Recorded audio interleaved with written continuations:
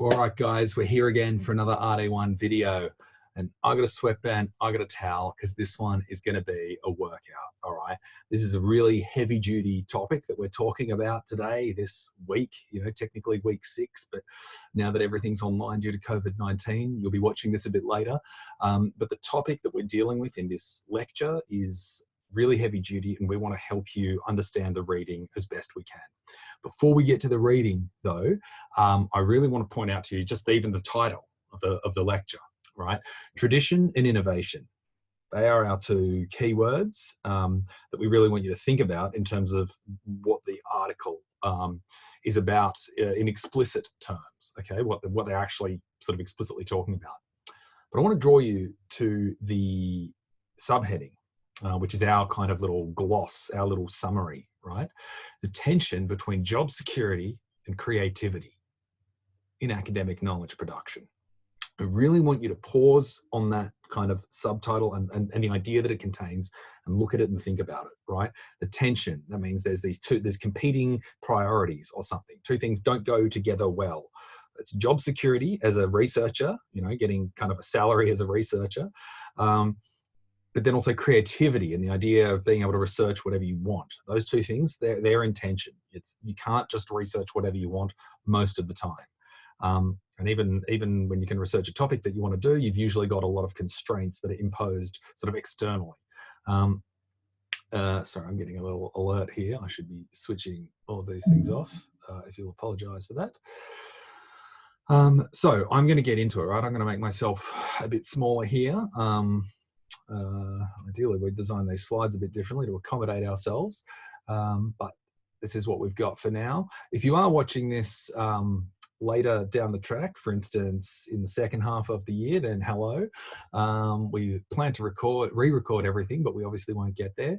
If you're in Research and Development 1 this semester, that is 1H 2020, then we hope you're all doing well with the COVID-19 situation. Who knows how that's going to look in a few weeks, let alone a few months. But here we are in the midst of it, and I'm reduced to doing a video wearing a sweatband and a towel because it's going to be a heavy one. I should say that I did a long time ago have the idea of handing out headbands as part of your week 0 welcome pack, so that we could do this idea of like research fitness, kind of being a researcher is kind of about training, just like being an athlete. We didn't have the budget then, and we don't have the budget now. Let me get on with it. Before we begin, that's right. So it is going to be a long video, as I say. You're warned. We want you to take the time to watch this. As always, I'm not exactly sure how long this is going to go, but it will be probably an hour-ish, because this used to be a lecture that we would deliver over 2 hours. So I'm going to condense it a bit, but stick with it, all right? Make sure if you're watching this, make sure you've got time to watch it properly, probably including some time to pause and things like that. And Alex has already released a companion video. Our good friend, Dr. Alex Norman, my colleague, longtime colleague, has a slow reading of the article we're talking about. So a lot of you actually have already watched that by the time this video is being recorded due to some sequencing issues. He was able to get that out first. But we really want you to be watching that video as well to help wrap your head around this article. As always, take notes, be active, not passive. That's general advice, but I'd like to remind you. And the other really big thing before we start is understand that the reason we're getting into, one of the reasons we're getting you to read the article, Foster et al., is because we want you to write about it. So what I thought we could do actually is get started by just reminding ourselves of what the prompts are for the reflection here. It says due week 6, but it's already week 7 when I'm recording this, and this isn't due for you until week 9. But the question remains the same. And in this entry, you actually have to choose between one of 2 questions, right? So I think there's an ice cream truck outside, if you can hear that. The first prompt is reflecting on the argument, Foster et al., which is what we're going to sort of look at a bit today. What external forces shape your field of research? So the idea is you understand what Foster et al. Is saying about biomedical chemistry, their study of biomedical chemistry, and you'll kind of think, okay, well, my own field is constrained in certain ways. My own project is constrained in certain ways. And then we also ideally want you, the second part of the question is not just telling us how your project might be constrained or shaped by external forces, but what the implications of that are as you see them and as you reflect on them. You know, for instance, that a lot of good work that should get done maybe isn't getting done because it's not as obviously impactful, and therefore research goes to safer projects that perhaps actually aren't quite as helpful. So that's an example of what we mean there. The second question might look simpler, but in some ways it's harder because it's asking you all about the methodology of the paper.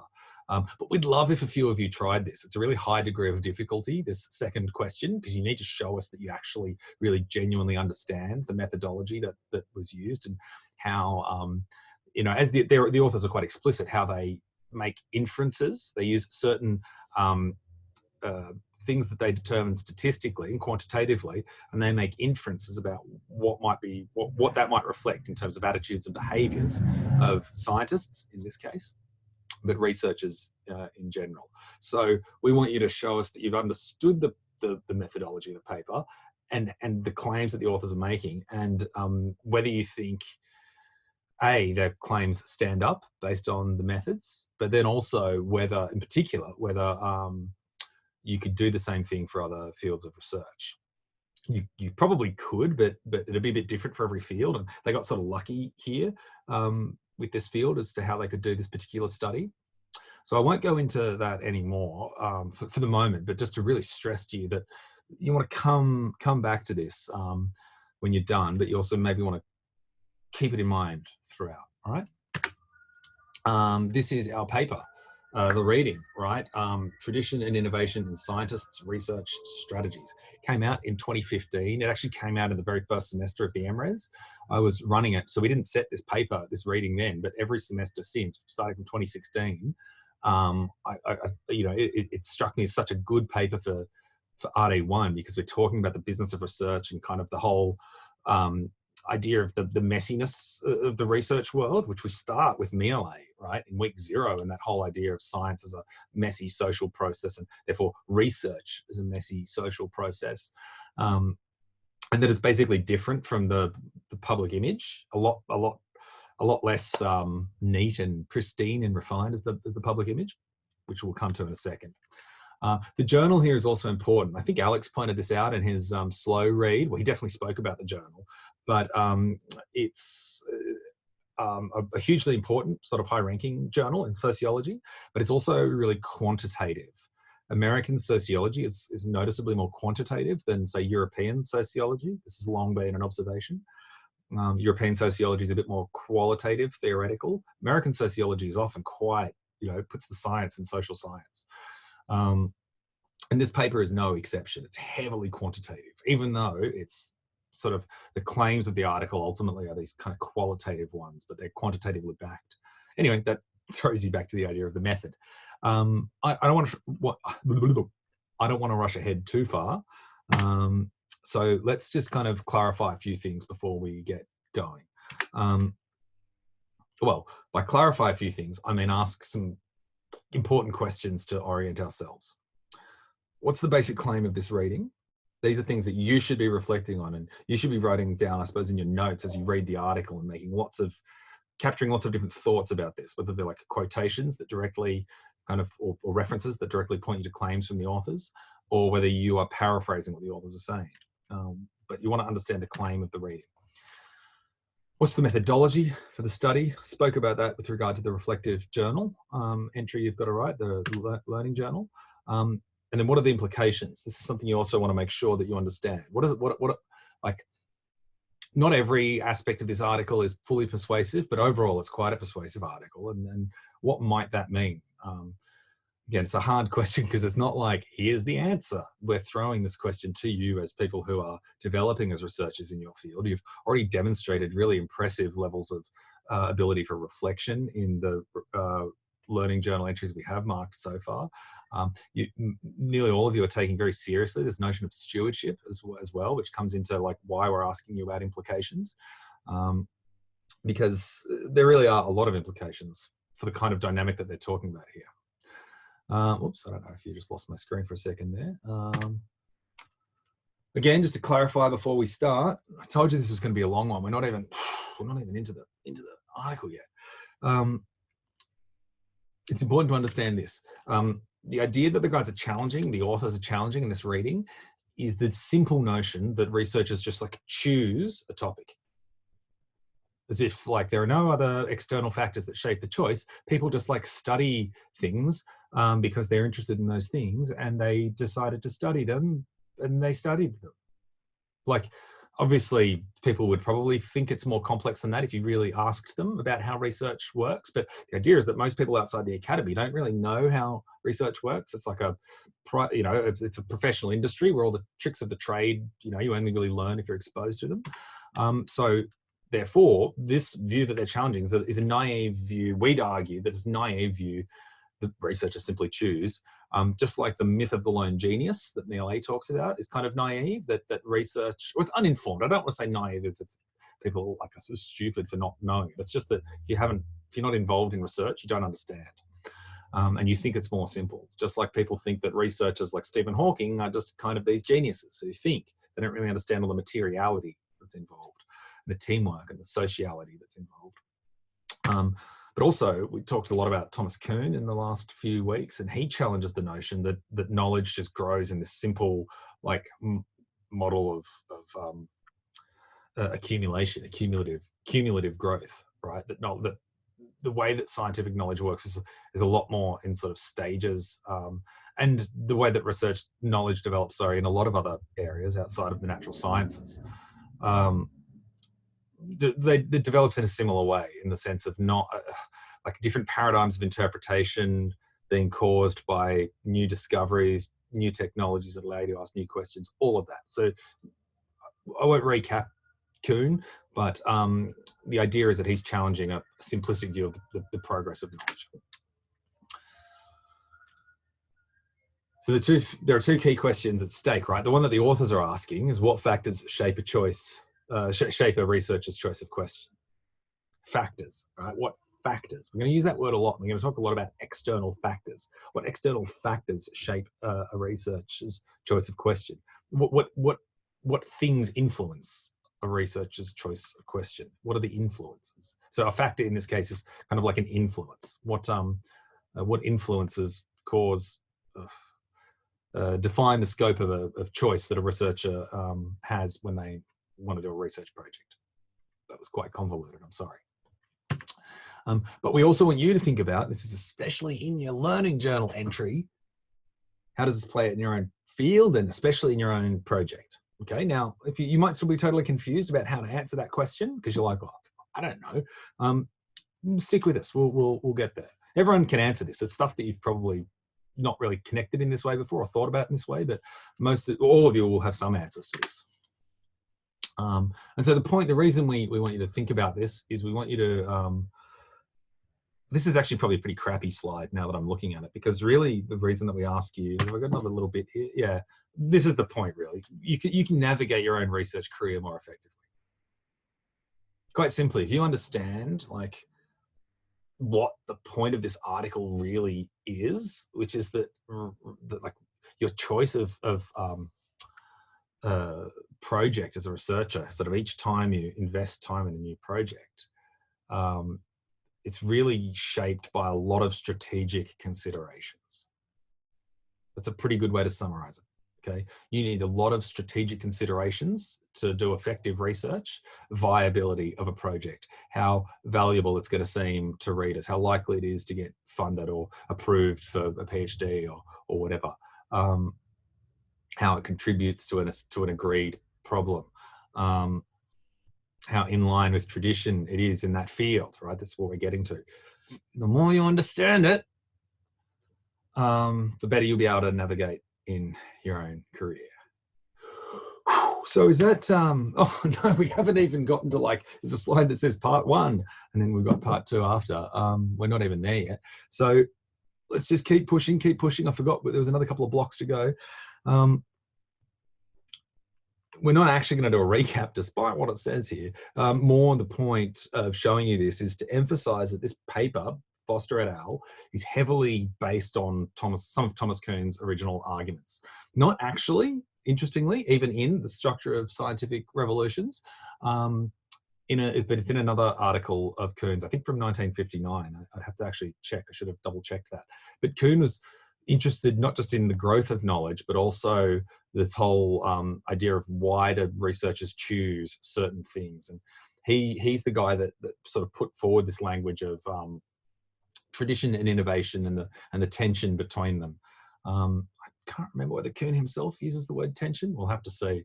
I probably should remember that, but that's where we are at the moment in the crazy COVID pandemic.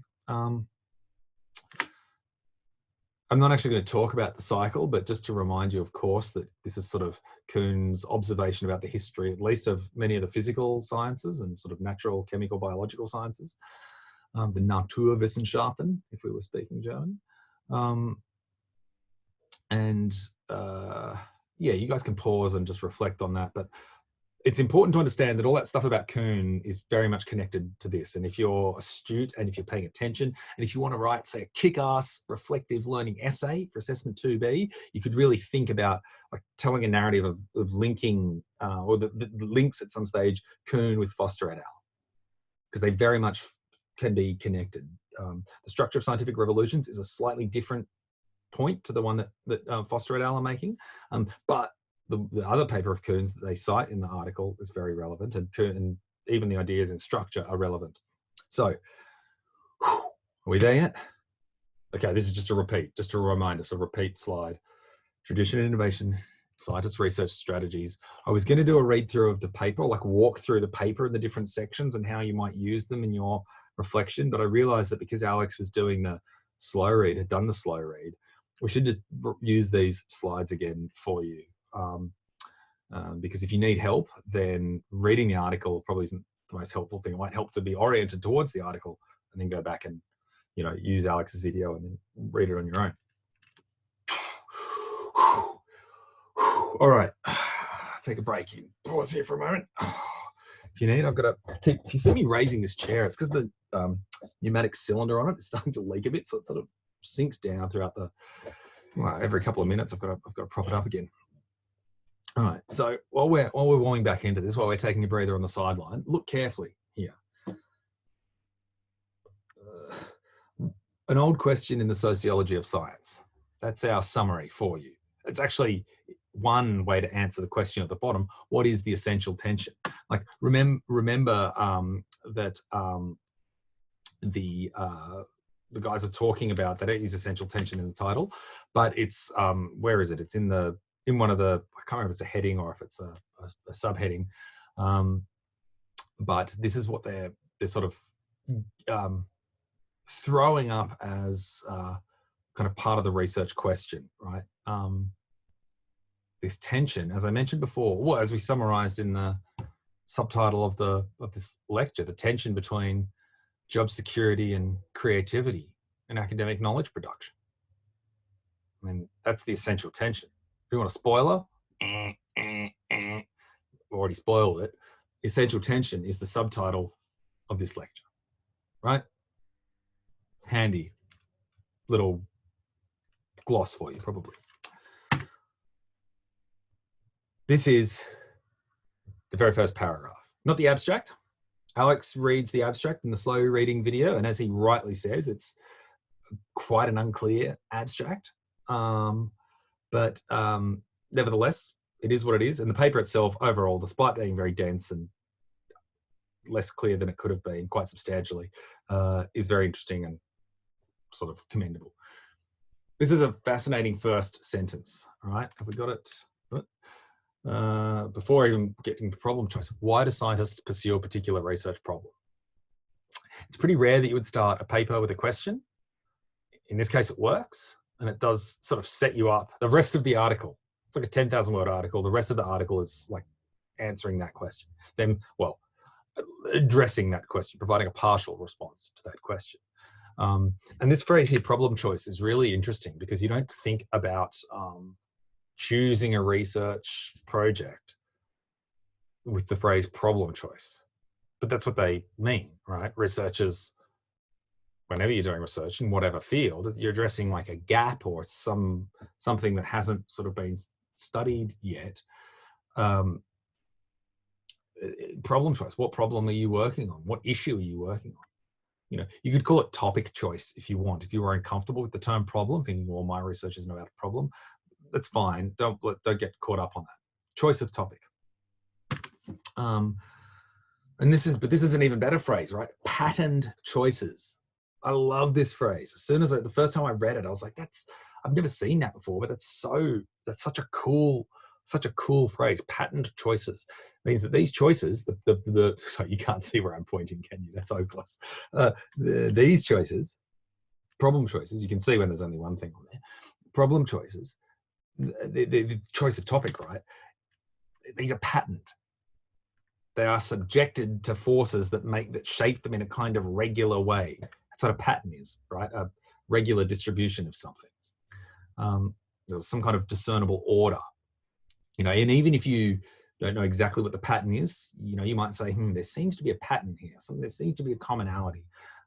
And so the way that these choices of what we study, like, emerge, we as researchers in general, are patterned by a whole bunch of external factors. There's that phrase again. Forget the stuff on the right, on the it's hopeless trying to do the visual thing. Forget the column of text and look at the thing on the right. Previous explanations in the sociology of science. I'm going to move myself here.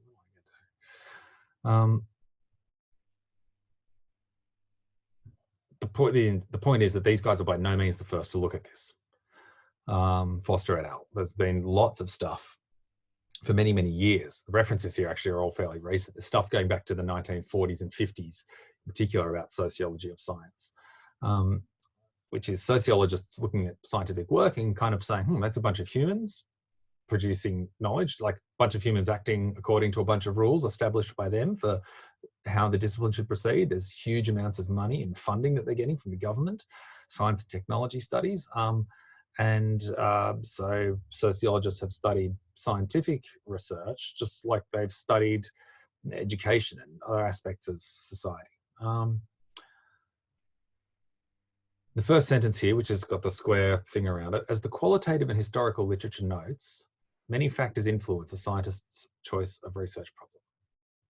So qualitative and historical literature, which is to say people who have gone and like studied the way that scientists make choices before, looking both at like the history of accounts of scientific development, people like Thomas Kuhn, but there have also been actual studies of, you know, ethnographies of science work in action, as it were. Now, I mean, it's kind of obvious too, right? You've got, I thought there was another slide. I thought some stuff was going to fade in. That's fine. Factors influencing choice of research problem. Like, it sounds kind of banal or basic, right? You'll range from interests and training.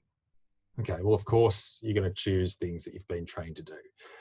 If that were the only thing we were observing, that'd be kind of boring. But all of these little observations add up into something that we stressed has a lot of implications. Serendipitous yet consequential encounters with new collaborators. That means like when you get lucky by meeting a good supervisor, or when you have like a good unit coordinator who taught you something that you then like became interested in and went on and studied.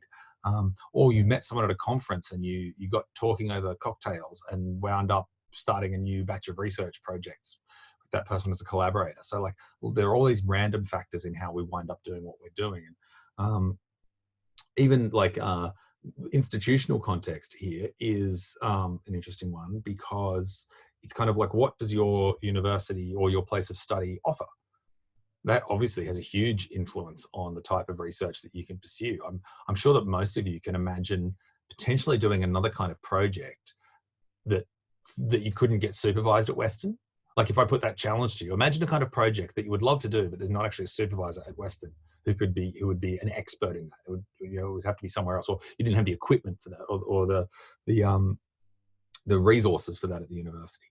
All of those things matter. So what we do, this is going to be the first of a couple of little quick task writing things where if you're playing along at home, pause the video now, hit the space bar, and answer this question. You've obviously got as long as you like. We would normally give you like 5 minutes, and we'd do that beautiful thing where everyone's silent in the classroom for 5 minutes and writing and being really serious postgrad students.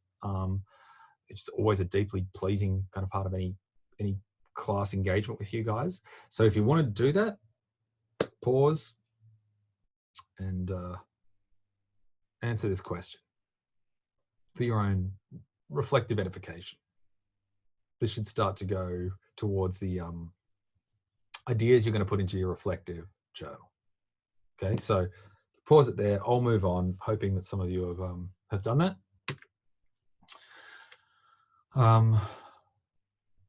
This I should probably skip past. You guys can pause this. And I should have said, I don't know how far into the video we are now. Way too long to have mentioned this. We'll put the slides on views. They'll be slightly longer, so you can skip through. Sorry, I'm going to skip through some of this so you can pause on it.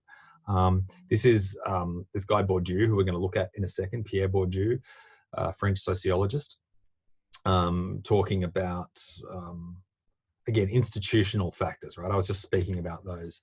But in addition to like what's available at your university, also even where you are in your career, that's a factor that influences your choice of problem. Nearly all of you as MRes students or students in comparable degrees are going to be doing work that is fairly traditional in the sense of like it's showing, it's proving your membership of a field, right? You do belong to a field already, but you're kind of proving the membership, as it were. And thesis examiners expect certain kinds of topics that aren't too kind of wild and crazy. You got to demonstrate your knowledge first. We might come back to that a bit later as well. So here's Bourdieu. This is, I mean, speaking of heavy duty, this is heavy duty in itself. I'm hesitating about how much to get into this because I want to get into it so much, but let's see what we can do. Look here where it says that Pierre Bourdieu is interested in the question of structure and agency, right? Agency is the autonomy you have as a person to do something, to make choices. Like when you have agency in a situation, you can act, right? Structure is like the thing that the rules or the situation in which you can act. And this is how sociologists think about like the rules of society. They're not formally written rules, but they're kind of structural dynamics. So we'll see if this makes a bit more sense in the next couple of minutes. So another way of thinking about this is that Bourdieu is interested, and Foster et al. And these guys and everyone else who's interested in these questions is interested in the interplay between structure, which is like social rules and expectations and norms, and individual action. Like in the case of research, how is your individual agency as a master's student like shaped and structured by the expectations placed upon you because you are a student? Like imagine if you were just a privately funded researcher. Imagine if you had $10 million, someone was paying you a salary of $500,000 a year, and you had $10 million budget a year. Like what would you research? It'd be radically different probably than what you would do simply as a master's student. Like might be the same kind of topic area, but it'd be probably much more ambitious for one, right? It'd be bigger, right? And if you didn't need to get a degree, you would just research, and again, you would approach things differently. So you can think about that yet again another way. How does the structure of the professional research industry, like the rules of being at university, being a student, graduating into a PhD and then into the ranks of kind of university staff, and like how does that structure and all those rules shape the way that people act within it? Again, a lot of this might seem to people to be a bit simplistic, or like why would we bother asking this? People just do what they do. But you're going to be more reflective than that, because it's going to help you navigate. Remember the thing about navigating, like understanding so you can navigate, be more effective and make good strategic decisions? That's what we're talking about here. Well, that's why we're talking about it. More to the point. Capital, right? What have we got here? The field theory of science. You don't worry too much about that language, field theory, but it's kind of like his sociological theory, right? In this view, I'm reading now from the third line here. In this view, scientists occupy more or less dominant positions, that is, a position that could be dominant or maybe not so dominant, in a specific scientific field, depending on the amount and type of scientifically recognized capital that they have accumulated. capital, right? Now, you know this word from things like capital investment and capitalism, economic capital, right? Capitalization of banks. So what we're really talking about is resources. So I want to try and explain this notion of capital to you a little bit more, because this is Foster et al. Summarizing. Capital could be economic capital, which is like grant money, for instance, funding, yeah. It could be social capital, relationships with people, networks, who you know. Cultural capital is your familiarity with institutions. Mores, which is like values. If you've never seen that word, it looks like mores.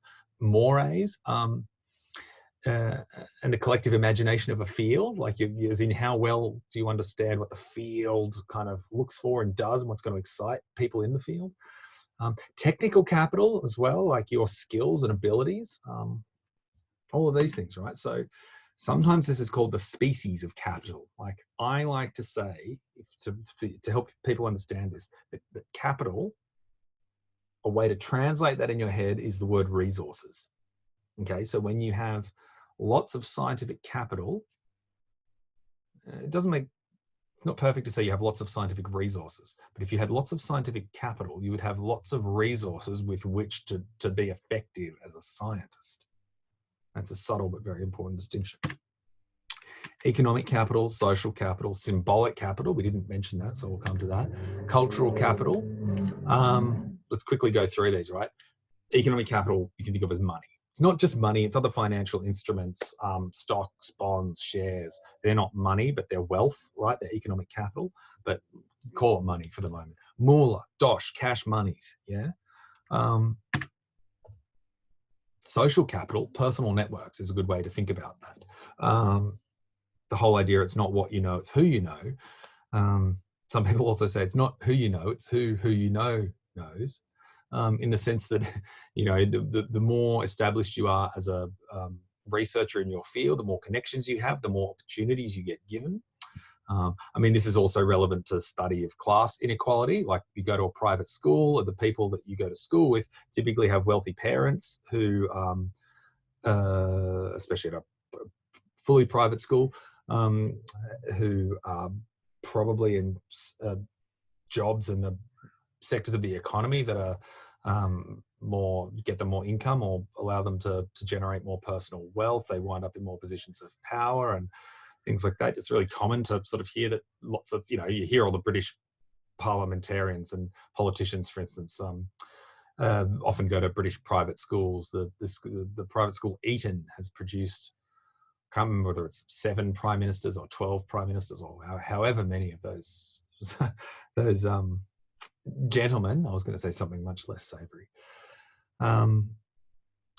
Point is, personal networks, social capital, that stuff really matters. I actually think everyone understands that whole idea of like personal networks being a resource, but we're interested in it here too. Symbolic capital. This is a really important one.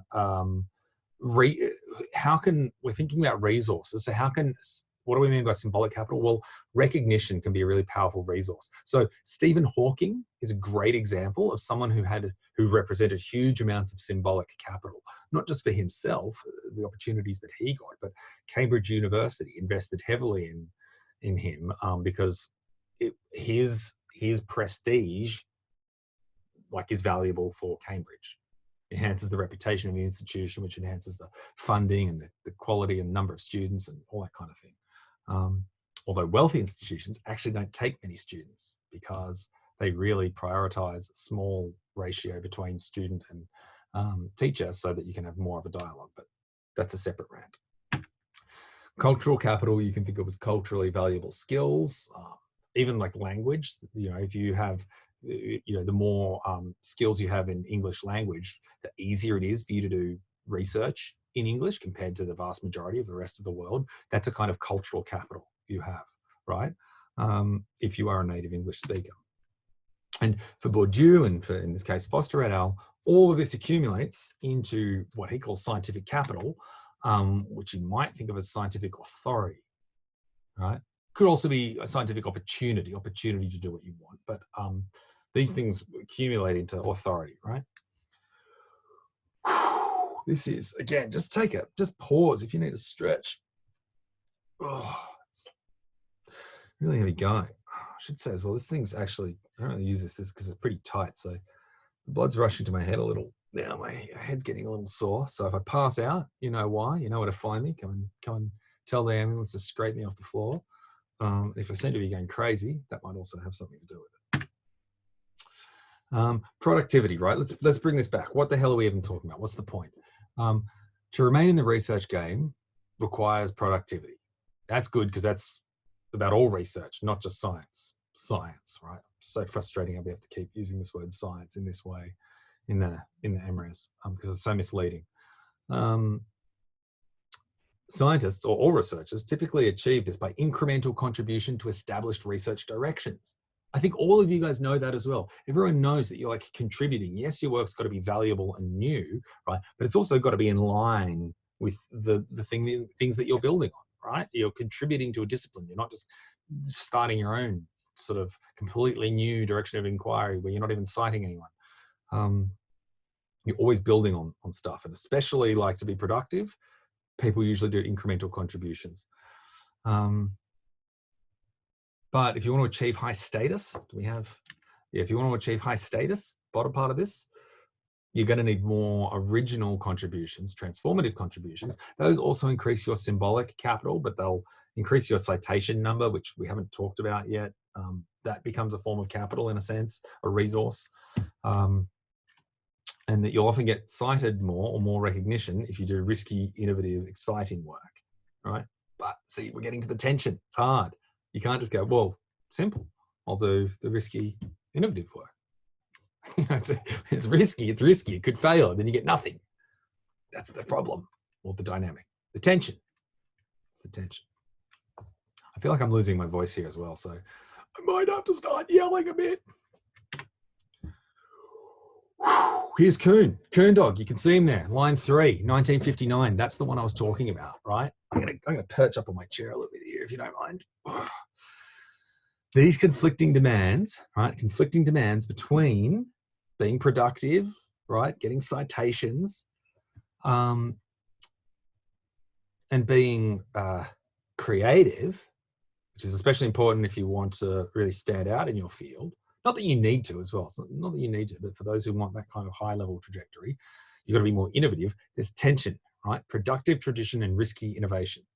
I know Alex talked about this line and he spent a bit of time thinking about those two words, productive and risky.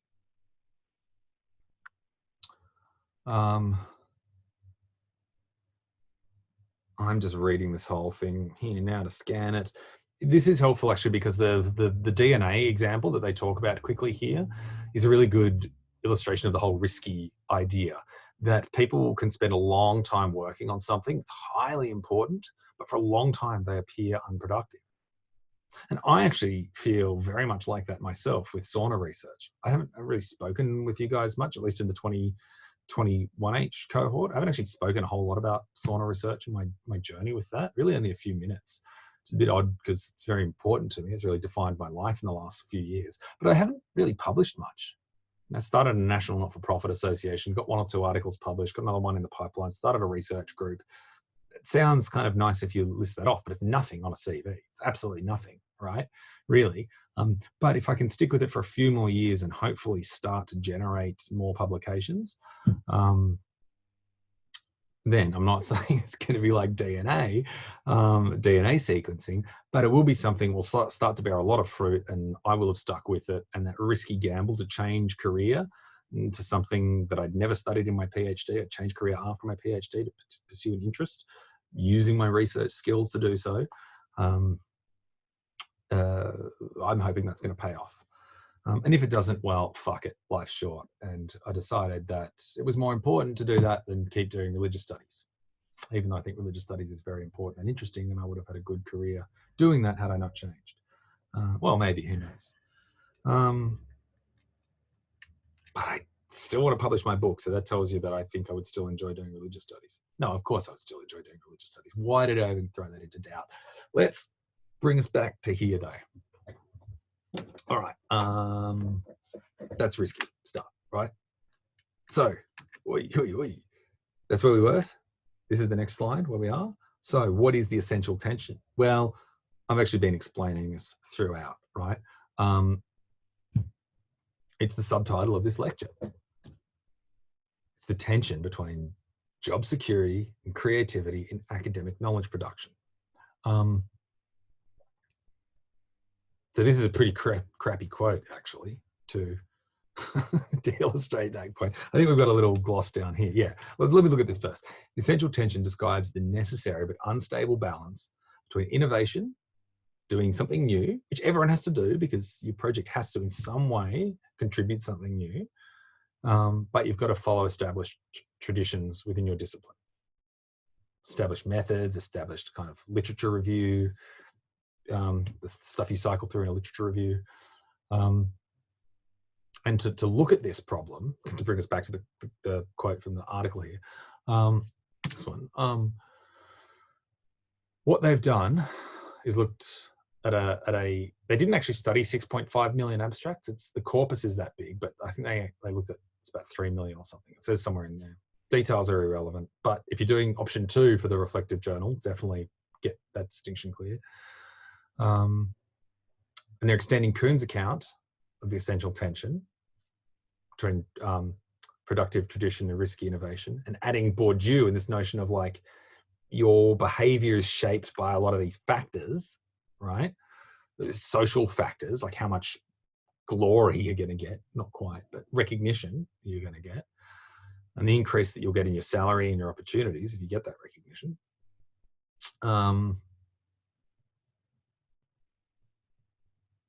Through their choice of research problem, scientists invest in a particular mixture of tradition and innovation. A bit anticlimactic. So screw it, let's move on. You guys can pause if you're interested in that.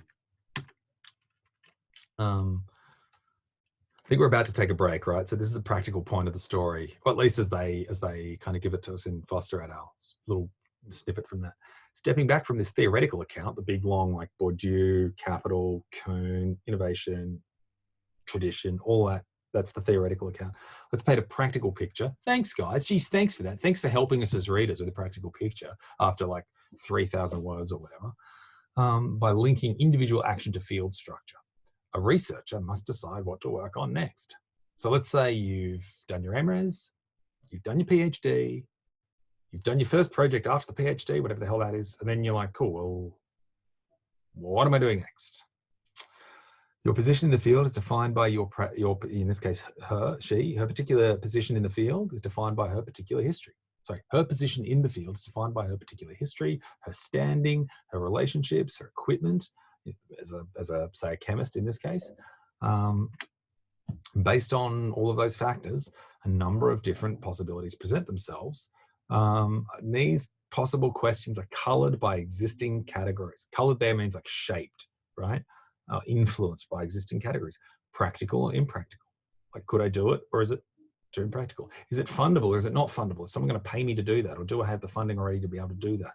Do I have the money necessary to buy the materials I'm going to need, or the research assistant support I'm going to need to pay for, or whatever?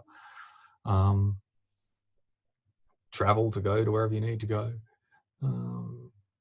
Patentable or not patentable? That's particular to science, that one. Well, science and technology studies, that one, whether you can patent what you're working on, but I'm not even going to get into that now. If that makes sense to you, then it makes sense to you. So, geez. All right.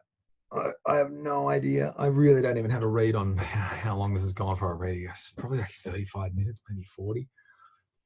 We're only here, but I think we are on the, not quite the home stretch, but we're rounding the bend at any rate. If the bend is somewhere in the middle, bend could be anywhere. So this is a simplified version of the slides that I'm going to go through now. This monstrosity of a mess, of an amalgamation of slides is the short version.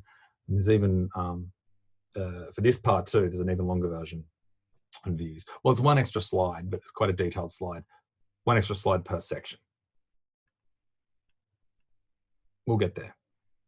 So if you're ready to keep going, then let's. Okay, Now, the innovation in this methodology, Alex spoke about how the authors discussed this as well. Remember they said, we're building on Kuhn, we're building on Bourdieu. We don't expect you to go and read Bourdieu, right? But we do expect you to at least understand that a guy called Bourdieu talked about this kind of stuff. And if you're clever, you'll work out how to cite Bourdieu, even if you don't actually go and fully read Bourdieu. That's a little trick of the trade. You've got to do it well, though, otherwise you look foolish. Or you just look unpersuasive. But if you do it well, you look very persuasive. In the Kuhnian account, an account sort of from Thomas Kuhn, tradition is externally imposed on the practicing scientist and followed until it finally breaks down. So that's like the structure of scientific revolutions, right? The idea that you have paradigm shifts that occur because eventually the approach to a problem doesn't solve the problem, or the conventional approach doesn't sufficiently deal with the data or whatever. Innovation in that model is a fortuitous accident that befalls a scientist with just the right sensitivity to distinguish trivial from illuminating anomalies. Kuhn's account is a little bit more sophisticated or nuanced than that, but sure, let's leave this as a summary. Bourdieu has a slightly more convincing sort of take on all of this, because he sort of absorbs what Kuhn says and doesn't challenge that, but also talks about science as a competitive field in which you have this choice between succession or subversion. Succession would be like tradition, like succeeding in succession means like following. Subversion is like differing, going on a different path, right? Tradition and innovation. Tradition, succession, subversion, innovation. And this is a quotation. This is some useful language for you guys to think about for your own writing, especially in proposals. RD1, assessment 3, impact and significance section. If you could, you're not going to be able to make a claim this grand, but this kind of language, absorb it, right? It's, it's good, this part. This article makes distinct contributions to the sociology of science, the study of networks, and quantitative methodology in sociology. It provides the first large-scale test of a key hypothesis in the sociology of science, that is the essential tension. This is like a hypothesis, right? This is from what we can observe about the world, this is what we think is happening, right? It's a hypothesis. And this article provides the first ever large-scale test of that hypothesis, drawing on a data set of unusual size and quality to connect the structure of scientific content to multiple forms of reward, including citation and awards. Let me read that bold part again, because that's really important. So the article provides a large-scale test by drawing on a data set of unusual size and quality. That's all those abstracts, right? There's the 650 trillion abstracts that they're looking at. 6 million, 6.3 million, or whatever it is. They're looking at that data set to connect the structure of scientific content. Okay. Actually, the term structure here is a little bit different from structure and agency, but they're just the content of scientific literature. Probably even a more helpful way to phrase that there. The content of scientific literature, they're going to connect the stuff that scientists write about to the kind of rewards, or the forms of reward that are on offer, depending on how traditional or innovative your work is. That's what they're really trying to look at here. Test this hypothesis and see if we can make an argument that yes, the choices that researchers make are influenced by, in this case, forms of reward. I need to just let yourself down again while you absorb that. I've taught this for 5 years now, and I still find this fascinating to read and think about every time.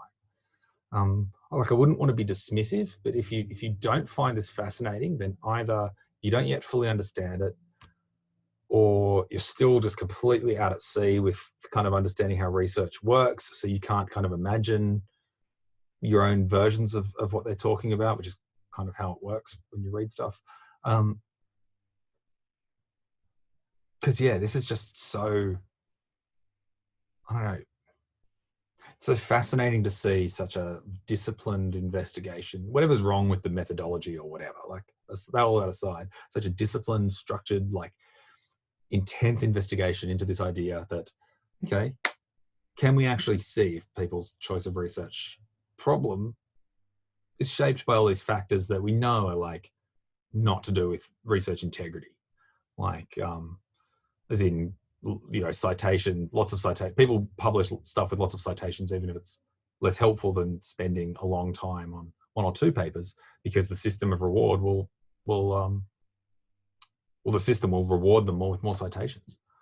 Well, I'm jumping the gun though. Okay, this is what I said. There is a fuller version of these slides on views that kind of has a little bit of a, I don't know, a little distillation of each step to help you really understand it. Like, I guess ideally you would look at that slide and have the article with you and be able to see what the key points from each step were to look at.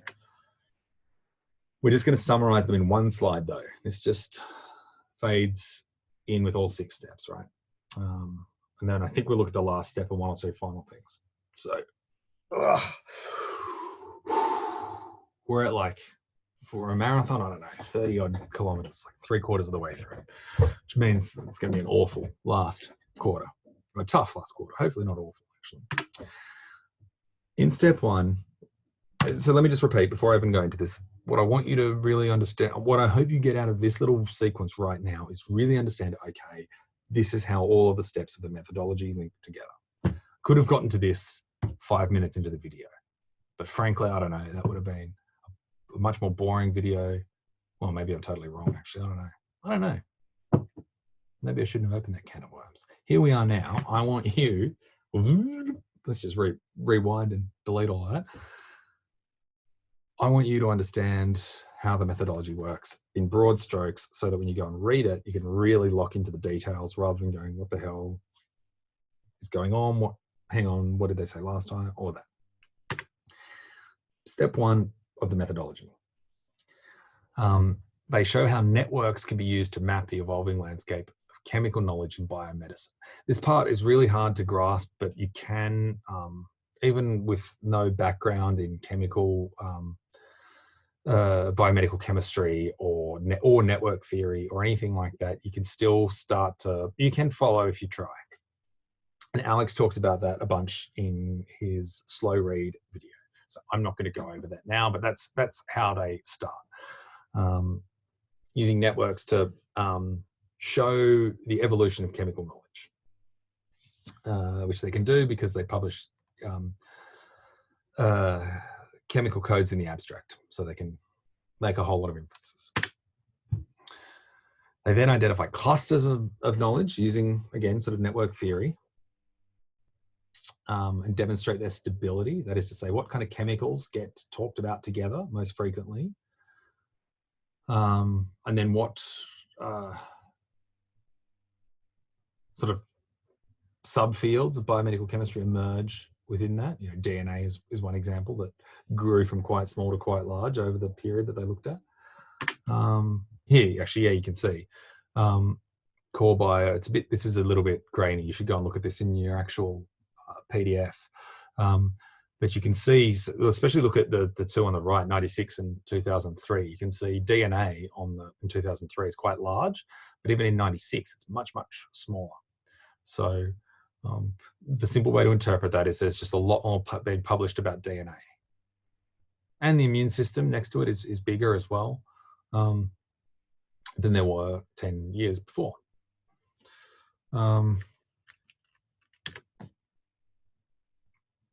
Yeah, this is an interesting way to phrase it. I guess I will read this.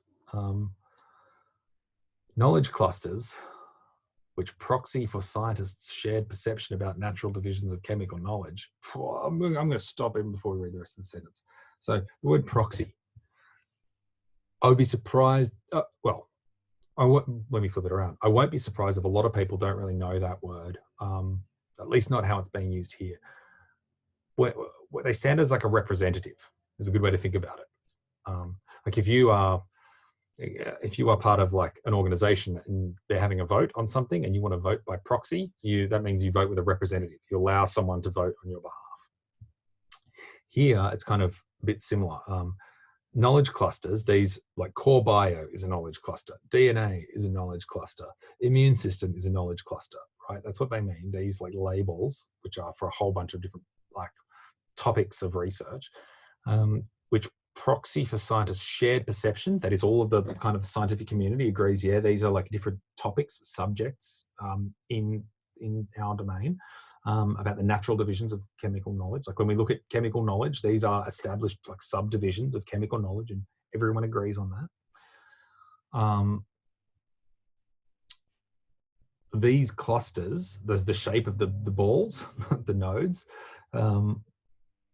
they change substantively. That means they change like noticeably, only in response. That means they only change in response to sustained changes in patterns of attention and published relationships.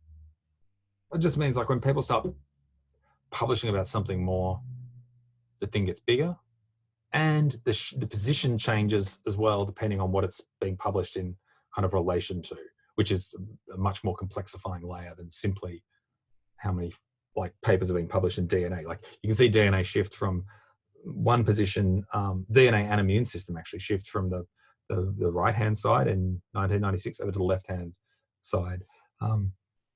Which is algorithmically generated. I don't know 100%. I don't know if it's particularly relevant, their exact positionality. And I think network graphs will throw out different positions, different times. Alex can explain a lot more about that if you're interested. The point is that it's not just what's being published, it's what is kind of, how's it being located with existing knowledge and linked to that knowledge. I'm not doing a very good job of explaining this, but that's roughly what's going on.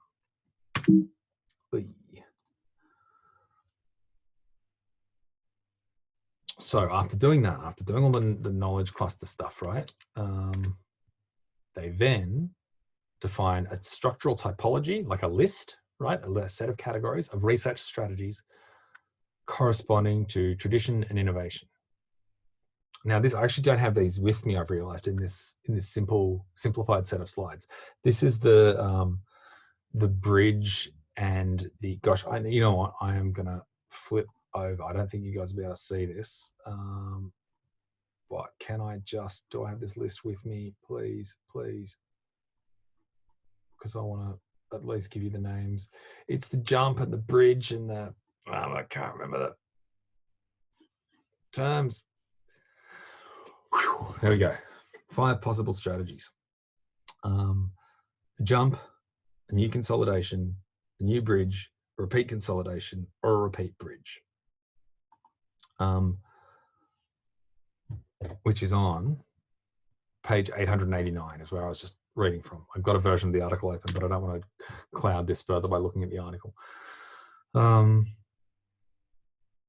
Because I want you to look at the article and understand that they go, right, you can use networks to map the nature of chemical knowledge. You can then identify clusters within that chemical knowledge, and then we're going to kind of do something new in step 3, which is define a typology of research strategies. Jump, consolidation, bridge, variations of those. And then they start to bring in this idea of habitus, which is broad habits of perception, attention, and choice, right? The things that people want to pay attention to. For example, scientists paying more, devoting their attention to things that they feel are more likely to get published because there are rewards for getting more citations and more publications, right? That's habitus, right? That's structuring the kind of perception, attention, and choices of the scientist in this case.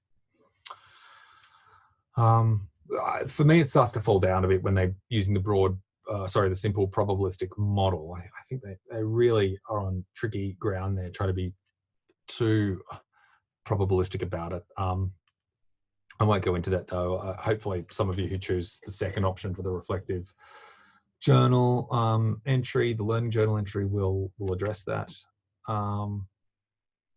Then they do some hardcore, well, it's not that hardcore really, some basic regressive statistics, regression models on on these kind of calculations on the sort of data that they on the categories they generate in the previous steps. The relationship between strategy, risk, and reward. I'm getting tired and blanking on how to explain that to you better. So like it's pretty clear. It is pretty clear when you look at the paper. I should really stop looking at the paper. I've just gone back to it now. What's the subtitle of that? Yeah, publication level strategies. God, this is terrible viewing, isn't it? Publication strategies, surprise all, aggregate analysis, aggregate results, article level analysis. This is all quite detailed, and I'm gonna let you guys go into it if you want, and I recommend that you do. It really comes to a head though in section 6. You could, sort of skip some of those sections or parts of them and focus on section 6. That's where they get into the real payoff of their article, or the real rub of their argument. They explore the idea that citation accumulation and awards as well, Nobel Prize and stuff, are incentives that discipline scientists' choices and help structure the field. You can agree or disagree with their eventual or their overall formulation, but that's what they're trying to do, that kind of sequence. So it's very heavy duty. It's very heavy duty. I mean, as Alex said, it should have been probably 2 papers, but it's understandable why it was 1. Just take it. Take a breather. I really am. This really is a big hard slog, as I said. Hopefully you're sticking through. If you're still here, you're still here. If well wishes occur in the forest, but the audience has left the forest, then it doesn't matter. So let's round it out, right? I think there's just 2 or 3 more slides here. This is a really useful thing for you to lock onto to really understand what they're getting at. Systems of professional evaluation, like hiring and tenure. Tenure is when you get made permanent. It's more of a thing in America than Australia. Like hiring and getting hired and then getting promoted, which often rest on reliable productivity and citations, strongly push scientists to pursue conservative repeat strategies. So these are by far the most common type of strategy that they found. This kind of sort of conservative repeat strategy, like just, you're producing new knowledge, but sort of according to established methods and in a way that is perfectly expected for the work that goes on in your field. So because universities and research institutes hire you based on your citations in a lot, not only, but in large part, pushes people to do stuff that's going to get cited more. People might have great ideas. Like imagine if you got rewarded for just like, you got extra like points if something was genuinely like brilliant and creative. And it was clear that, that would have taken you 4 times as long as something simpler because it was so new. I mean, you can get that recognition, but like, that's why it's risky, because even if you sort of do it and get it published, I mean, 4 years is a long time. You need to be doing other stuff in 4 years, but I think you all understand the point here. So I'm going to move on. Step 6. This part really pisses me off about the awards. If I can just be perfectly frank at the end of this overlong video, because I think it's so specific to get down to like these big awards like Nobel Prizes, and they can. It's relevant to talk about this given their methodological considerations. But I mean, Alex said this well in the slow read video, that desire, they're really not measuring desire. They're like, it's a proxy for desire. They're inferring desire. The desire for impact and recognition. They also don't, you can pause and read this. The other rant I have about this is they don't factor in here, and this you definitely should speak about if you're doing option 2 for the reflective journal. They don't speak about like desire for positive contribution to society, like using your privilege as someone who's been given these opportunities and who has these skills and this knowledge and this ability to do research and create new knowledge. The desire to just be a human who contributes to the world. They don't factor that in here to their analysis of motivations. So it's quite sort of constrained and artificial for mine, all of this part. Like, it's obviously this is very much a real thing, but it's not all of the thing. And it'd be fine if they at least said that, but they don't even really talk about that. So yeah, pause and study if you can. They're restating. I've moved away. They're restating now. The results taken together.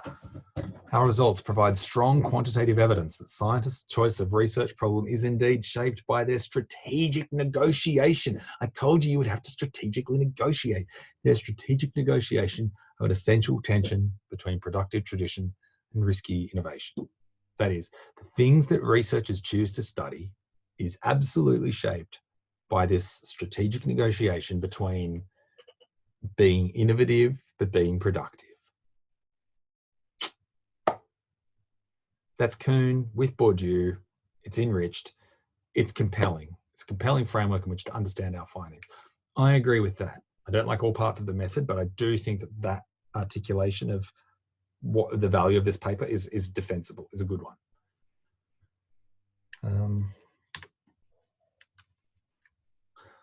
We find that a disposition towards tradition is plausibly adapted to maximizing productivity and reliability and reliably accumulating scientific capital. That is to say,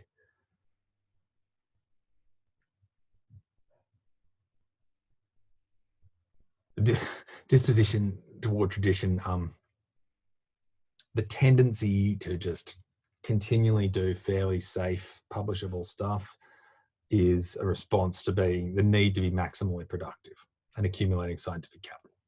It's just, we're getting a bit repetitive here, but motivated by a gamble for posterity. That's a weird phrase. If you don't know what that means, it's a desire to be remembered. That's how I would paraphrase that, a desire to be remembered.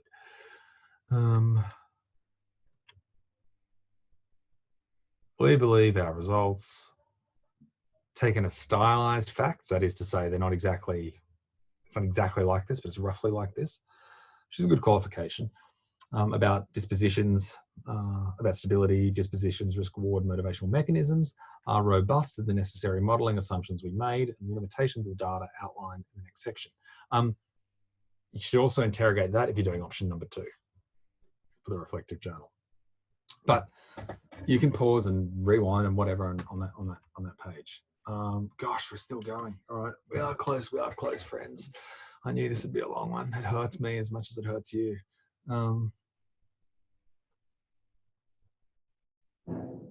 Understanding the research process. That's a good phrase. Understanding the research process remains a central challenge for science studies, for research studies, right? Actually, not just science studies. That's why we got this stuff in the MRes. Understanding the research process, right? Because the research process is clearly influenced by all this external stuff. It's the business of research. Understanding all of that better will lead to improved understanding, or will lead to improved science policy, or to translate research policy. But that's only if the bigwigs in government understand all of this as well. So just because they publish it in the American Journal of the American Sociological Association, sorry, or the American Sociological Journal, what the hell's this thing even called again? I can't remember. Doesn't mean that the government's going to listen. A couple of things here. Not all scientists should pursue risky strategies, of course. They suggest these 2 levers to promote risk-taking. The first involves decoupling job security from productivity. I mean, that, sure, great. That's like utopia, right? We'll give you time to work and we'll trust that you'll come up with something. We'll give you 3 to 5 years. You won't need to like smash out a whole bunch of crap just to prove that you're being productive. We'll trust that you're being productive. And we'll accept the risk that some people will do stuff that doesn't work, but overall will lead to better outcomes if we do this. But that's never going to happen, right? People think far too short term for that. Funding risky projects more aggressively. Again, good luck. Good luck to you. Yes, this would be great. More money for early childhood education. More money for aged care. Free healthcare for everyone because we can do that as a species. You know, like no one working menial jobs for shitty pay. Like that's the territory they're getting into here. Like sure, 1 and 2, but I'm just so jaded about the economic strains that our society is under that this is true, but it's a bit of a dream. How do I choose what to study is of reflexive interest to all scholars? That is the take-home point for all of you. All right. That brings us really back to the start of the lecture about the research of the learning journal entry you're going to write, especially if you choose question 1, which I haven't really spoken about much throughout. So on this, there's two more things to do, right? We are really at the end now. We are really at the end, right? You can take a breather before the final push, because you saw the hand. We've got a little 5-minute right thing, but that's obviously going to be you doing it on your own. You could spend 10 minutes or half an hour or whatever. Spend 5 seconds. You could skip through it. But frankly, if you've come this far, I don't reckon you're going to skip through it. I reckon you're going to pause and write a few things, because you may as well while the engine's hot. And then I'm going to look one more time at the reflective prompts for entry 5 that you're going to have to write about. So pause this if you're going to do the 5-minute writing exercise. Yeah, pause it now. And we're going to move on. Oh, actually, shit, I shouldn't have said pause it now, because there's this other little part that you should. I hope you didn't pause and you've just written for 10 minutes and now I've put this up. I hope you're going to pause after this. Actually got a towel to wipe that figurative sweat off. Think back about the whole idea of factors that might influence you as a young, well, maybe not young, but a new researcher, a student at the level of being in graduate school, right? That shapes your choices. And then there's all these other factors. People often give really insightful answers here about things that have influenced them, or things that influence their field. You know, new sources of funding that mean that lots of people are working on this, or like what's the hot new topic in your field, and is everyone rushing to that to try and get published, or you know, has something old kind of gain new currency in the field. I don't know, right? I don't know. Now you can pause. All right. All right. I forgot this was here as well. I did look at all this before. This is not I hadn't looked at this. I just forgot it was here because we're however long into this video we are. You guys can pause this as well. I really will just say pause now if you want to do these discussion questions. They're usually really interesting in class, but they'll be helpful prompts for you if you're thinking about this and wanting to really sink into this. So pause and look at this stuff. Good. That is the end. Jeez. But it's not really the end. It's not really the end. It's not really the end, because that's the end. Hopefully after all of that, if you stuck with this, really think about which one of these questions you want to respond to. Go over the slides again. Go back to especially if you're doing number 2, go and get the slides off views that have got more detail. I think I should leave you to it, but for those of you who are doing number 1, I've given you lots of advice for number 2. For those of you doing number 1, go back to like this, look at that, go back to the start of the slides where we talked about some factors and forces, and you know, do your best to think about the second part of the question about implications. All right, I am gonna like just about fall over after that. It is now 6:42 p.m. Thursday, April 16th. Yeah, I've got a feeling I started this around 5:30 or something, so we're probably at 70 minutes, which is a very long video, and I keep saying that I'm obviously self-conscious about that. And the reason is because I worry that it's not the most helpful thing. If we had a more condensed version, it would be more helpful. And because I want you guys to learn, and I'm really trying to think of the word here, not sorry, but I'm really disappointed that Alex and I aren't given more resources. That means we can spend in the form of like more support, right? More staff in the GRS, especially, so that we can spend more time to develop and refine this material for you. We could condense this quite significantly, I think, and probably split it up in a whole bunch of more useful ways and all that. But you know, when you've got no time, you just got to do what you've got. And this is the stuff we've built up over the years. I shouldn't be so down. Again, I think if you've gotten to this point, I doubt you're that frustrated. Well, I doubt you're sufficiently frustrated to be really annoyed. And I guess we're now in the traditional end of video ramble. I definitely enjoyed the costume. I'm gonna have to do that a little more, I think, especially if we have to stay online for so long. I'd like some props and things like that. I did have a prop at one point, a please note little paddle thing that I said I was going to start using. And I don't know where that is. Actually, yes, I do. It's out in the shed again because the paper came off it because I glued it on, but I need to really properly glue it onto that plywood to make it stick. Yeah, like that was a big session. I'm really happy if you stuck around. But I'm running on, I am running on empty is what I was going to say. I've got stop queued up right here. So toodle-doo. Adios.